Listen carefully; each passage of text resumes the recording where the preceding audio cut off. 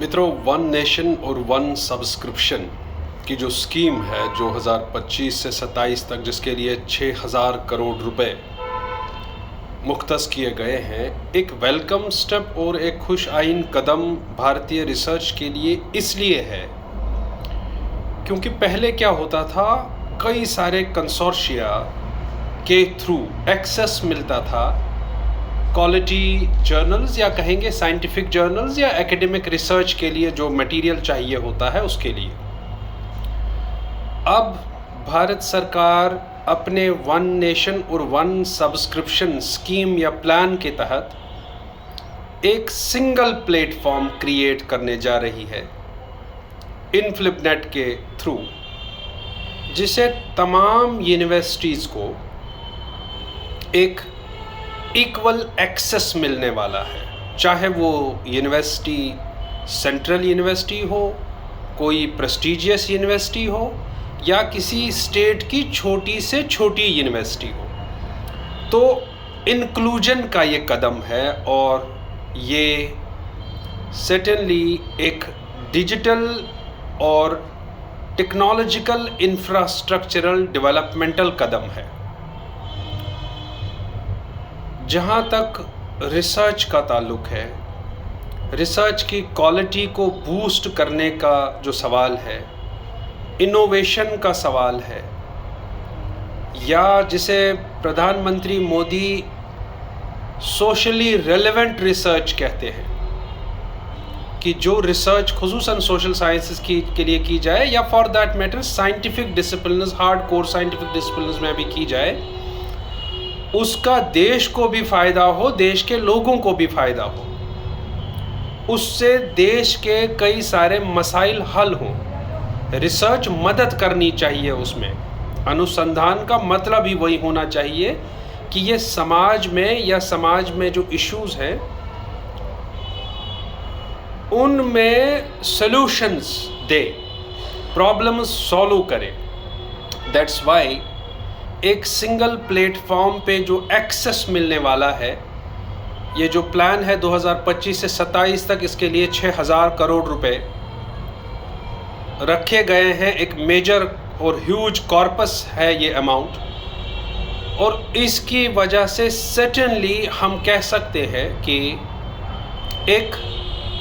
Revolution आने वाला है इंडियन एकेडमिक्स में, और इंडियन एकेडमिया इससे सर्टेनली एम्पावर होगा। और खुसूसन वो लोग जो एक निचला वर्ग है, इन द सेंस जो रिसर्च में निचला वर्ग है, वो ये कि जो रिसर्च स्कॉलर्स है उनको बेहतरीन से बेहतरीन एक्सेस मिलेगा अच्छे जर्नल्स का।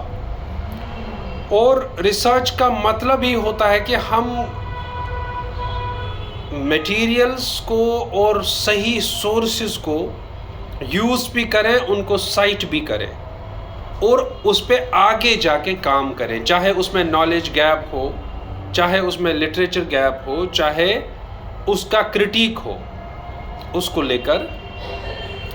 तभी काम किया जा सकता है जब हमारे पास बेहतरीन मटेरियल अवेलेबल हो साइट करने के लिए, जिससे हम फ़ायदा उठाएं। रिसर्च कम्युनिटी के लिए, रिसर्च स्कॉलर्स के लिए, फैकल्टीज़ के लिए, अक्रॉस इंस्टीट्यूशंस भारत में, चाहे वो IITs हों,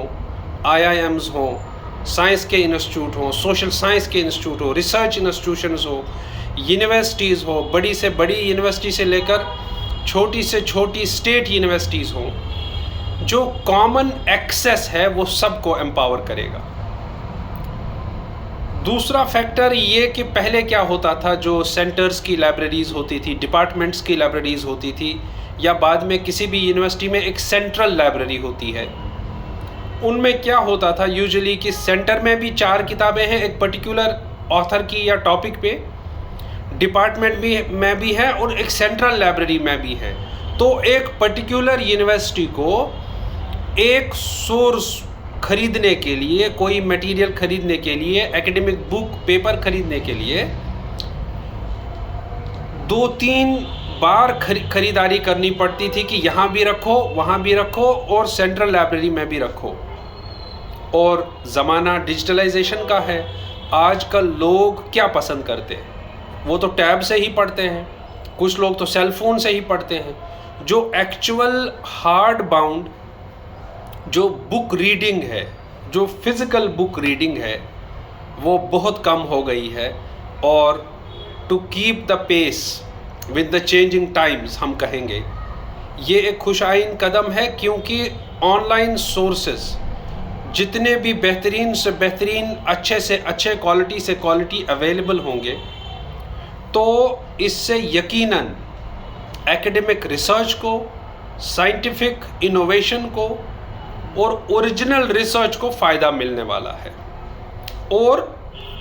इसके साथ बिलियंस ऑफ रुपीस बच जाएंगे, बहुत सारे रिसोर्सेज हमारे बच जाएंगे, जब एक पर्टिकुलर सोर्स को सारे बच्चे, सारे फैकल्टी एक्सेस कर पाएँ।